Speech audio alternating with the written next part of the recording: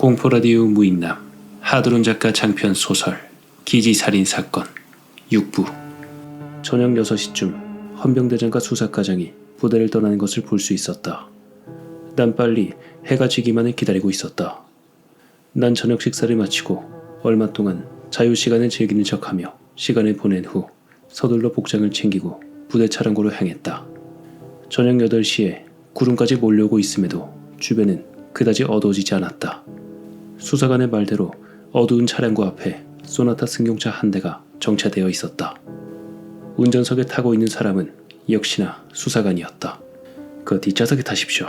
앞좌석은 위험합니다. 내가 좌석에 앉자마자 차는 급히 출발했다. 어디로 가는 겁니까? 내 질문에 수사관은 재빨리 대답했다. 일단 부대를 빠져나간 후에 얘기합시다. 위병소에 진입을 하자 난 살짝 긴장감이 몰려왔다. 그러나 위병에선 태소 차량은 잡지 않는다. 자연스럽게 위병소를 통과한 수사관은 부대를 나와 어딘지 모르는 방향으로 계속 차를 몰았다. 사건 현장으로 가는 겁니까? 묻지 말고 일단 이걸 읽어보셔. 말이 끝나자 수사관은 조수석에 놓인 얇은 서류봉투를 꺼내 나에게 내밀었다. 앞에 사건 기록 일지만 보셔. 뭡니까 이게? 이번 사건 조사하면서 알게 된 것들이요. 난 실내 조명등을 켰다. 그리고 운전에 열중하는 수사관의 도움말을 참고로 사건 일지를 읽어내려갔다. 1978년 7월 14일 육군 김모 중사가 같은 부대원 고모 중사 이모 화사와 자신의 아내를 소총으로 살해하고 본인은 자살. 1981년 7월 23일 육군 정모 중위가 술자리를 같이 하던 동료 부대원 이모 중사 김모 중사를 권총으로 살해하고 채모 화사에게 심각한 부상을 입힘. 부대로 다시 돌아가 부대원에게 총격을 가하던 도중 사살됨. 1986년 7월 18일 육군 강모 중사가 만취 상태에서 자신의 어머니와 여동생을 소총으로 살해하고 군재판에서 사형을 언도받고 6개월 후 사형 집행됨. 1991년 7월 29일 육군 박모 화사가 자신의 여자친구를 흉기로 수십 차례 가슴과 안면 부위를 찔러 살해한 후 군재판에서 사형을 언도받고 4개월 후 사형 집행됨. 마지막까지 읽어내려간 나는 수사관에게 물었다. 이게 뭡니까? 내 질문에 답을 거부하고 수사관은 오히려 나에게 되물었다. 그 사건들의 공통점이 보입니까? 모두 7월에 발생을 했고 군인들이 일으킨 사건이네요. 맞습니다. 최중사 사건도 절묘하지 않습니까? 7월 17일. 그러고 보니 김병장이 죽은 날도 7월 19일인데. 수사관은 무슨 엄청난 정보라도 알아낸 마냥 감탄사를 연발했다. 이 7월의 저주라. 이건 멋진걸. 수사관은 잠시 장난스러운 표정을 짓더니 이내 진지하게 말을 건넸다. 또 다른 엄청난 공통점이 뭔지 아십니까? 뭡니까? 수사관은 잠시 미소를 짓더니 답을 했다. 사건 현장이 모두 같은 곳이라는 겁니다. 예? 바로 그 모든 사람들이 최중사 집에서 죽어나갔다는 겁니다. 거기에 나와 있는 대로 최중사 사건 말고 그 집에서만 20년 동안 모두 7명이 죽었고 그 집과 관련된 사람을 포함하면 총 10명이 죽었어. 난 놀라움에 입이 다물어지지 않았다. 이거 완전히 저주받은 집이네요. 그런데 왜 20년 동안 폐쇄되지 않고 집이 남아있는 거죠? 7월을 넘기지 않은 군인들과 거기에 살던 민간인들은 아무런 피해도 입지 않았어. 단지 거기서 7월을 보낸 군인들과 그 가족들만이 처참하게 죽어나간 것이요. 그냥 우연이라고 보기엔 너무나 많은 것들이 석연치 않았다. 그동안 나 자신이 보고 느껴왔던 일련의 사건들이 오버랩되면서 싸늘한 기운이 내 등골을 타고 내려갔다. 도대체 누가 이런 끔찍한 저주를 내리고 있는 걸까요? 나의 넋두리에 수사관이 대답했다. 귀신이든 아니든 분명히 뭔가 있습니다. 예전에 수사관 교육받을 때 들은 얘긴데 강한 자기장이나 방사선에 노출되면 사람이 환청이나 환각을 겪는 사례가 있다고 합니다. 게다가 방사선 같은 경우는 암 같은 질병까지 일으키기 때문에 많은 사람들이 그것을 저주로 치부하기도 한답니다. 우리가 해야 할 일은 그 집에서 일어난 일들의 원인을 밝히는 겁니다. 난 정신을 가다듬고 차에 올라탄 직후 궁금했던 사항을 다시 물었다. 그런데 지금 어디로 가는 겁니까? 거기에 보면 사건 현장에서 살아남은 생존자가 있지 않습니까? 81년 그 사건 파일에 있는 최모 하사. 아니 그 사람을 찾았습니까? 명색이 군 수사관인데 그쯤이야 껌이죠. 미리 연락도 다 취해놨어. 대단하십니다. 솔직히 직업이 경찰인 사회 친구들 도움을 좀 받았죠. 그건 그렇고 죽은 김병장 얘기나 좀 해보셔. 사단장한테 뭐라고 보고가 된 겁니까? 난 잠시 서류에서 눈을 떼고 긴 한숨을 내뱉었다. 그리고 그간 벌어졌었던 일련의 미스테리한 일들을 수사관에게 낱낱이 이야기했다. 얘기를 듣고 있던 군 수사관은 자신도 소름이 끼치는지 몇 번의 탄식을 내뱉었다. 특히 김병장이 광신도들의 방언 같은 개상한 말을 쏟아냈다는 그 부분에선 진짜로 그랬냐고 몇 번을 되묻기도 했다. 우리는 군 위수 지역을 한참 벗어난 곳까지 차례 몰았다. 보통의 군인들은 위수 지역을 벗어나기 힘들지만 수사관들은 다른 것 같았다. 검문소 헌병들은 수사관의 얼굴만 보고도 그냥 통과시켰다. 1시간 정도 차를 몰아 우리는 외진 시골집에 도착했다. 대문 앞에서 인기척을 보이자 한쪽 발을 사용하지 못하는 40대의 한 남자가 목발을 짚고 나오는 것이다. 키는 170이 조금 넘고 마른 체형이었으며 하얀 얼굴에 며칠 동안 깎지 않은 듯한 검은 수염이 눈에 들어왔다. 절룩거리는 다리뿐만 아니라 함몰되어 있는 양쪽 볼이 그가 지금 상당히 병약해져 있음을 말해주고 있었다.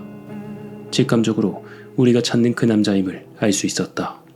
우리는 신분을 밝히고 여기에 온 목적을 이야기했다. 그는 우리를 천천히 불편한 몸을 이끌고 방으로 안내했다. 결혼도 하지 못한 채 그는 국가 보조금을 받고 허름한 집에서 연명하는 것 같았다. 그날 사건은 아직도 기억에 떠올리기 싫을 정도로 끔찍했어. 그는 조용히 담배 하나를 꺼내 입에 물었다. 길게 담배 연기를 한 모금 들이키더니 말을 이었다. 그날은 무서울 정도로 폭우가 쏟아질 날이었어. 부대 합동훈련이 끝나고 얼마 후 나는 소대장 집에서 선임하사 둘과 간단히 술자리를 같이 했다오. 원래 하사관들과 장교는 친하지 않은데 소대장이 워낙 넉살이 좋고 술을 좋아해서 우리 하사관들이 그를 잘 따랐어. 그런데 이런저런 얘기를 나누던 와중에 소대장이 이상한 얘기를 하더이다. 요사이 밤마다 어디서 애기 우는 소리가 들린다고. 얘기를 듣고 있던 수사관과 나는 잠시 서로의 얼굴을 확인했다. 그 애기 울음소리 때문에 잠을 이룰 수가 없다고 그럽디다. 어떤 날은 가위에 눌렸는데 어두운 방 안에 어떤 군인이 총을 들고 나타나서 이리저리 돌아다니더랍니다. 얼굴과 몸은 온통 피로 범벅이 되어 있는 군인이었는데 뭔가를 계속 찾고 있더랍니다. 그리고는 자신의 배 위에 올라앉아 징그러운 웃음을 한번 짓더니 긴 소총을 턱 밑에 대고 방아쇠를 당기더랍니다. 그는 잠시 담배를 몇 번 빨더니 말을 이었다. 소대장이 귀신 얘기에 우리 하사관들은 그냥 웃어 넘기려고 했는데 소대장의 표정이 너무 진지한 거요. 우리가 소대장에게 무슨 군인이 겁이 그렇게 많냐고 놀리니까 갑자기 소대장의 표정이 경직되더니 이상한 소리를 하더이다. 들어봐. 지금도 들리잖아. 이러면서 말이요. 희둥굴에 부릅뜬 두 눈으로 이리저리 눈동자를 굴리며 소리의 정체를 찾는 소대장의 표정이 정말 소름 끼치도록 무서웠다오. 우리도 소리가 들리는지 귀를 기울여 봤지만 들리지 않았다오. 정말 우리는 아무 소리도 들리지 않는데 소대장은 미친 사람처럼 괴상한 소리를 내면서 우리를 협박했다오.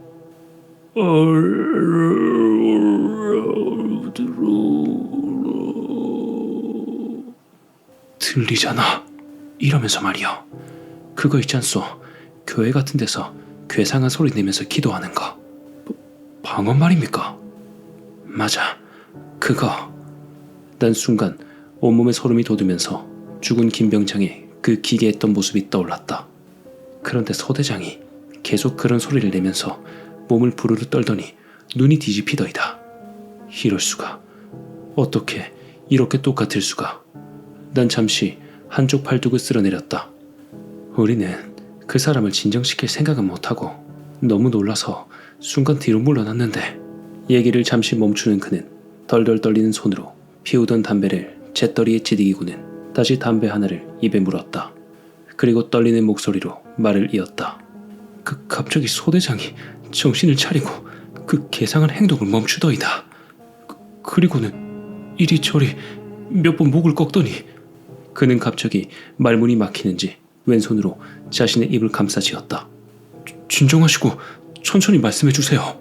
난 그가 심하게 격해져 있음을 알고 그를 안심시켰다.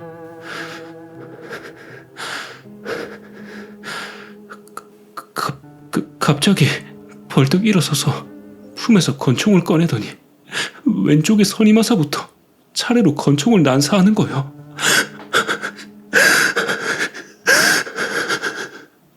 그는 감정을 주체하지 못하고 울음을 쏟아냈다. 우리는 잠시 그가 진정될 때까지 기다려 주었다. 잠시 후 그는 옆에 있던 무슨 종류인지는 모르는 약을 손에 움켜쥐더니 입에 털어놓고 물 한 모금을 들이켰다. 몇 번의 깊은 숨을 몰아쉬고는 그는 계속 말을 이었다.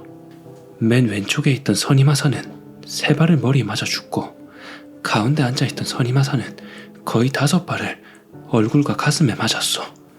갑작스러운 총소리에 기가 멍해져서 있는데 내 얼굴과 몸에 핏물이 마구 튀는 거요.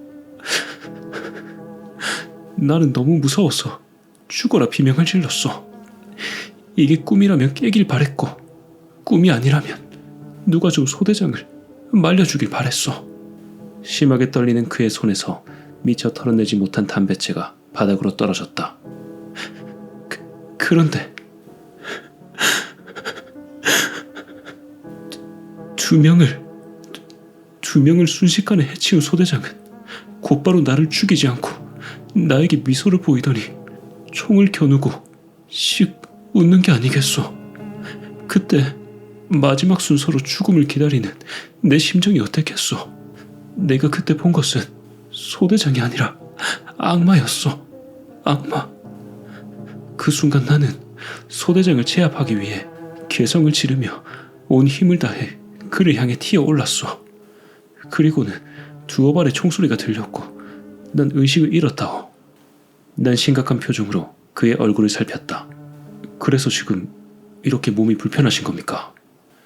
한 발은 배 쪽, 한 발은 어깨 쪽에 맞았고 마지막 한 발은 대퇴부 쪽에 맞았는데 대퇴부 쪽으로 들어간 총탄이 신경을 건드린 거요. 하늘이 도왔는지 나에게 3발을 쏘고 나서 소대장의 권총이 실탄을 모두 뱉은 겁니다. 난 실신했고 소대장은 다시 부대로 돌아가 소동을 벌이다 죽은 겁니다. 결국 난 의병천역했어. 그나마 살아있음을 감사해야 되는지 모르겠지만 10수년간 나는 그 뒤로 매일 밤 악몽에 시달렸어.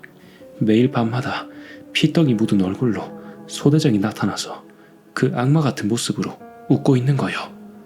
지금은 약도 먹고 치료도 받고 해서 많이 나아졌지만 얘기를 하는 지금 이 순간도 그때 일이 어제처럼 생생하다오. 모든 얘기가 끝나자 우리는 자리에서 일어나 발걸음을 옮겼다. 아픈 몸을 이끌고 목발의 그 남자가 대문 밖까지 배웅을 하였다. 낮에는 맑아 보였던 하늘이었는데 어느새 비구름이 몰려왔는지 빗방울이 한두 방울씩 흩날리기 시작했다. 그에게 안부를 전하고 뒤돌아 가려는 순간 그가 마지막으로 한마디를 내뱉었다. 그곳은 저주받은 곳이요. 예? 수사관과 나는 고개를 돌려 그를 바라보았다. 어둠 속에서 유난히 더 해숙해 보이는 그의 얼굴이 날 두렵게 만들었다. 난 살아 돌아왔지만 살아 돌아온 대가를 난 지금 철저히 치르고 있는 것이요. 부디 몸 조심하시오. 한동안 말이 없이 우리는 조용히 달리는 차 안에서 전방을 주시했다. 조금씩 빗방울이 굵어지자 수사관은 와이퍼를 작동시켰다. 난 서서히 사건을 파헤치는 것이 두려워졌다. 사건을 파헤칠수록 자꾸 죽음이라는 종착역으로 달려가는 것 같아 머리털이 곤두서는 기분이었다. 뒷좌석이 아닌 조수석에 내가 앉아있는데도 수사관은 별 신경을 쓰지 않는 것 같았다. 난 어색한 분위기를 반전시키기 위해 그에게 물었다. 수사관님, 왜 저를 도와주시는 겁니까? 나의 질문에 운전을 하던 수사관이 씩 웃었다. 이젠 누가 미소 짓는 것만 봐도 온몸에 소름이 돋는다. 도와달라고 하지 않으셨습니까? 만일에 이번 일이 들통나기라도 한다면 고생 좀 하실 텐데요. 저야 홀몸이라 부담이 없지만 수사관님은 먹여 살려야 할 처자식이 있지 않습니까? 솔직히 난 대리님이 부럽소이다. 나는 내 아니만을 생각한 채 수사관으로서 당연히 해야 할 일도 저버린 사람이요.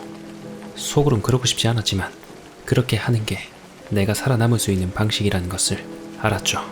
그런데 대위님은 나랑은 달리 부대원 하나 때문에 사단장의 명령까지 어겨가며 이 위험한 모험을 하고 있지 않습니까? 당신을 만난 뒤로 예전에 내 가슴 속에서 사라졌던 그 정의감이 불타오르기 시작한 거요. 지난 사건은 어쩔 수가 없지만 지금의 사건이라도 제대로 해결하고 싶었어. 근데 대위님은 왜 이런 무모한 짓을 하는 거요? 그냥 군인답게 살고 싶었습니다. 명답이로세. 수사관은 얼굴에 한방 웃음을 지었다. 시간이 10시에 가까워지자 난 주어진 시간이 얼마 없음을 감지하고 수사관을 재촉했다. 이제 뭘 해야 되죠? 죽은 김병장이 말한 곳으로 가봐야죠. 사건 현장 말입니까? 대위님이 거기를 파보려다가 실패한 거 아닙니까? 장비도 없는데. 오늘 거기 텐마루를 뜯어봅시다. 빠루 같은 간단한 장비를 트렁크에 다 실어왔소. 사건 현장, 서서히 굵어지는 빗줄기, 그리고 어둠에 묻힌 밤. 왠지 불길하다. 수사관님, 또 뭡니까? 현장에 가기 전에 나하고 약속 하나 합시다.